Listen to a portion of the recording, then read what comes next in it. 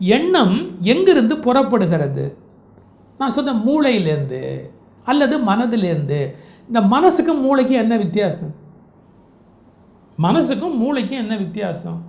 உங்களுக்கு ஓரளவுக்கு மனநலம் பாதிக்கப்பட்டவர்கள்னால் மூளை தான் முதல்ல டெஸ்ட் பண்ணுவாங்க. சில பேருக்கு மூளையில் ஒன்றுமே டேமேஜ் ஆகிருக்காது, மூளையில் எந்த விதமான பிரச்சனையுமே ஆகிருக்காது. ஆனால் மனநலம் பாதிக்கப்பட்டவர்கள்பாங்க.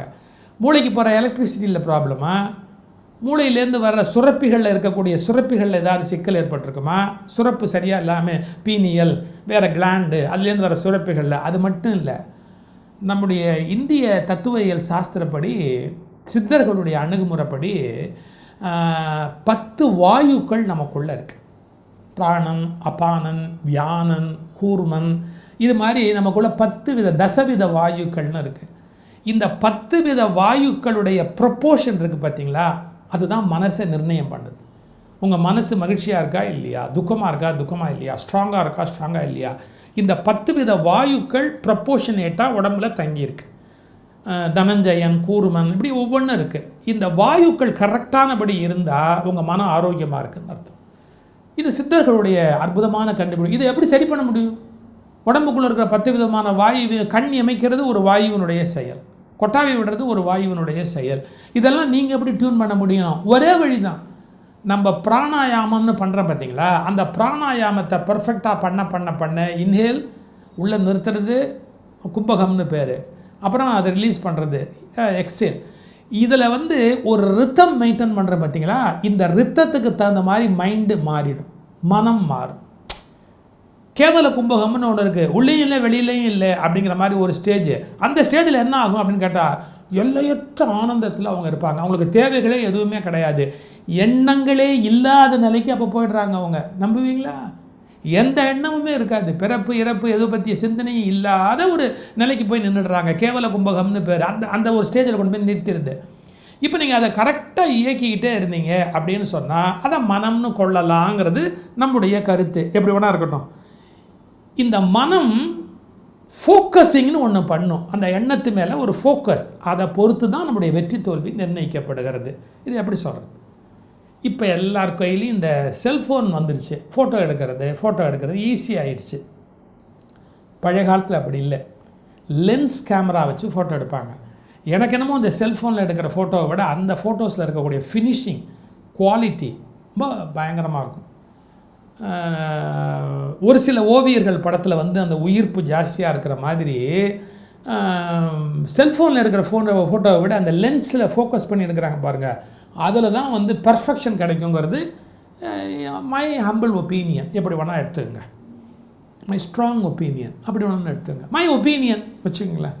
ஏன் இந்த ஃபோக்கஸ் லென்ஸை நீங்கள் கரெக்டாக பண்ண பர்ஃபெக்டாக கிடைக்கும். ஃபோக்கஸிங் சரியாக இல்லைன்னு வச்சுங்க, பிளர்டாக போயிடும் வியூ.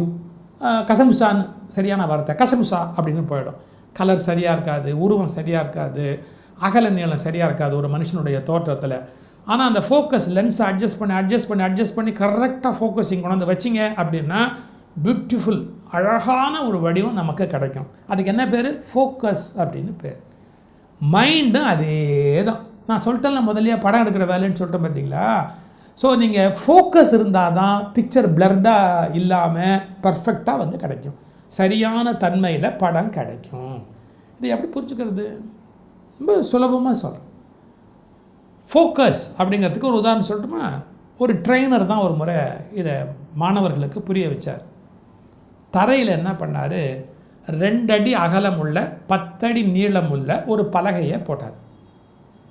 2 அடி அகலம் 10 அடி நீளமுள்ள ஒரு பலகையை போட்டார். இதில் நடந்து காட்டுங்க அப்படின்னார். ஒரு ட்ரைனிங் ப்ரோக்ராமுக்கு வந்திருந்தாங்க 30 பேரோ 40 பேரோ. இது என்ன பெரிய விஷயம், 2 அடி அகலமுள்ள பலகையில் ஸ்ட்ரெயிட்டாக நடக்க முடியாதா, நடங்க அப்படின்னார். நடந்துட்டான் எல்லோரும். அவர் சொன்னார், இப்போ அடுத்த டெஸ்ட்டுன்னார். என்ன? இந்த பலகையை தூக்கி 10 அடி உயரத்துக்கு ஒரு ஸ்டூல் போட்டு இந்த பக்கம் ஒரு 10 அடி அந்த பக்கம் ஒரு 10 அடி நடுவில் இந்த 2 அடி பலகையை வைக்கிறேன், எத்தனை பேர் நடப்பீங்கன்னு கேட்டார். 60% உட்காந்துட்டான். ஒரு 30% கிட்டக்க வரைக்கும் போயிட்டு சும்மா பார்க்கலாம்னு வந்தாங்க அப்படின்னா.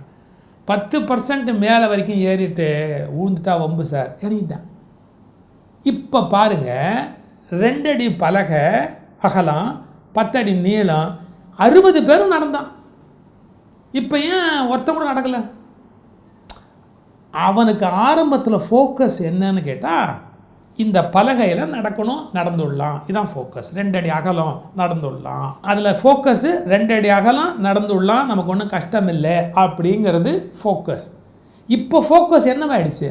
10 அடி பள்ளம், உழுந்துட்டால் மண்டை ஒடுபட்டு போயிடும், மேலேருந்து கீழே விழுந்தால் எலும்பு தேராது, விழுந்துடுவோமோ அப்படிங்கிறதுல ஃபோக்கஸ். பார்த்தீங்களா? ஃபோக்கஸ் ஷிஃப்ட் ஆகிடுச்சு, இடம் மாறிடுச்சு. அந்த ஃபோக்கஸ் 2 அடி அகலாம் நடக்க முடியுங்கிற ஃபோக்கஸ் இருந்த வரைக்கும் he was able to walk, நடக்க முடிஞ்சது. 2 அடி இல்லை 10 அடி விழுந்துருவோமோன்னு ஃபோக்கஸ் எங்கே மாறிடுச்சு? விழுறதுக்கு போயிடுச்சு. பார்த்தீங்களா? நடக்கிறவங்களாம் பாதி பேர் விழுந்து தான் போவோம். This is life. ஸோ நீங்கள் ஃபோக்கஸ் எதில் இருக்கோ அதை பொறுத்து தான் உங்களுடைய வெற்றி தோல்வி நிர்ணயமாகிறது. எண்ணிய முடிதல் வேண்டும். இந்த ஃபோக்கஸை எங்கே வைக்கிறாங்க, எந்த இடத்துல ஃபோக்கஸ் இருக்குது? திருவள்ளுவர் தான் நமக்கு வழிகாட்டி. எண்ணியாங்கு எய்துவர், எண்ணியாங்கு எய்துவர், எண்ணியர் திண்ணியர். திண்ணியர், அந்த திண் அடர்த்தி, டென்சிட்டி, அந்த ஃபோக்கஸ் எங்கே நிற்கிது பாருங்கள், திண்ணியராக பெரு. அவ்வளோ உறுதியாக இருந்தால் அவங்களுக்கு அது கண்டிப்பாக கிடைக்கும். இதுதான் சார் லைஃப். ரிஸ்க் எடுக்க வேண்டியிருக்கும். ரிஸ்க் எடுக்காமல் கிடைக்குமா? ரிஸ்க் எடுக்கிறதுக்கு நான் தயாராக இல்லை அப்படின்னு ஒருத்தர் சொன்னேன். எப்படி கிடைக்கும்? ஒரு நல்லா படிக்கிற பசங்க ஒரு 20 பேர், அவங்களுக்கு ஒருத்தர் கிளாஸ் எடுத்து ப்ரில்லியண்ட்டாக ட்ரெயின் பண்ணி கடைசியாக எக்ஸாமினர் எக்ஸாம் வைக்கணும். அவர் சொன்னார், இப்போ நான் எக்ஸாம் வைக்க போகிறேன், எக்ஸாம் எழுதாமையே நீங்கள் போகிறதா இருந்தாலும் நீங்கள் எல்லாருமே குவாலிஃபைடுன்னு எனக்கு தெரியும், நான் உங்களுக்கு B கிரேடு கொடுத்துட்றேன். எக்ஸாமே நீங்கள் எழுதாமே இந்த இடத்த விட்டு போனால் கூட நான் B கிரேடு கொடுத்துட்றேன். ஆனால் யார் எக்ஸாம் எழுதுறீங்களோ அவங்க A கிரேடும் வாங்கலாம், ஃபெயிலாகவும் போகலாம். ஏன்னா கொஸ்டின்ஸ் எப்படி இருக்குன்னு தெரியாது. ஆப்ஷன், நீங்கள் ஃபெயிலாகவும் போகலாம், A கிரேடும் வாங்கலாம். ஆனால் எக்ஸாமே எழுதலை, நீங்கள் இப்போ மார்க் வாங்கிட்டு போகலான்னா நான் B கிரேடு கொடுத்துட்றேன் அப்படின்னார்.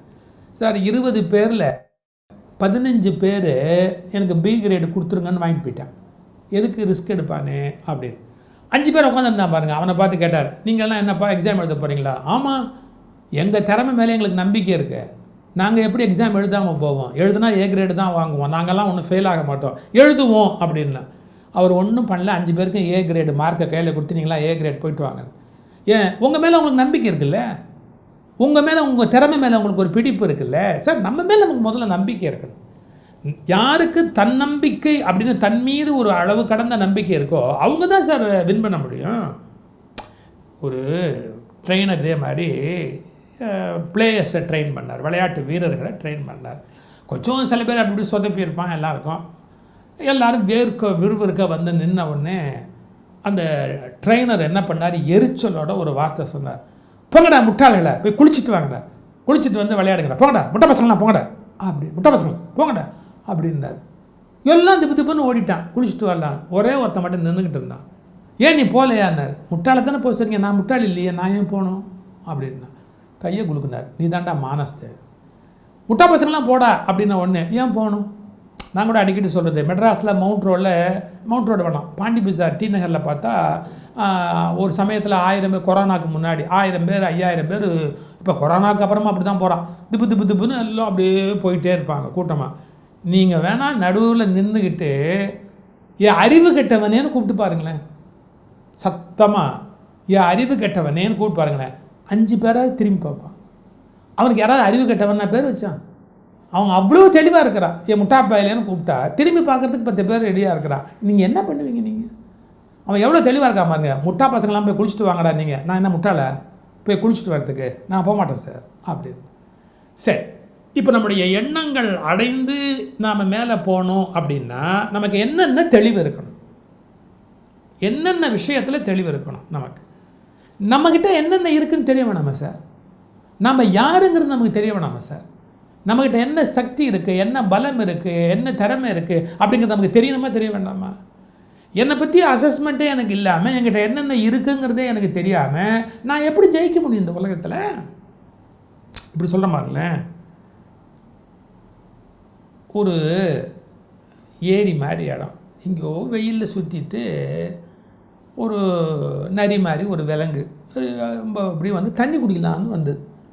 இந்த தண்ணி அப்படி குடிக்க போகும்போது அங்கே ஒரு மீன் அப்படி துள்ளி மாறி துள்ளிக்கிட்டே இருந்தது.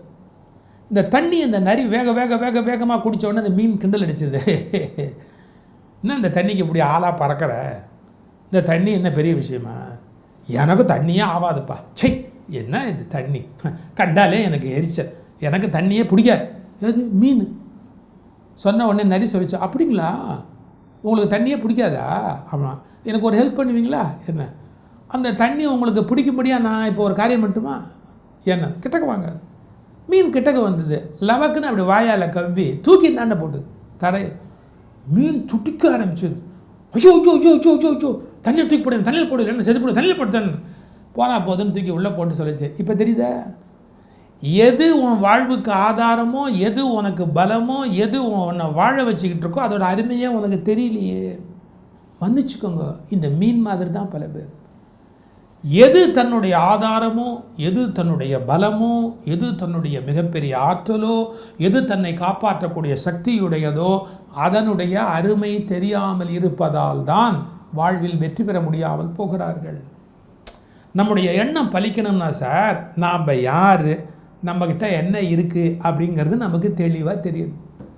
டயஜனீஸு ஒரு மேற்கோள் காட்டுறாரு, ஒரு பேச்சில் சொல்லும்போது சொல்கிறாரு, இந்த உலகத்திலேயே கஷ்டமான விஷயம் என்னன்னா, தன்னை அறிந்து கொள்ளுதல் தான் உலகத்திலேயே சிரமமான ஒரு காரியம்.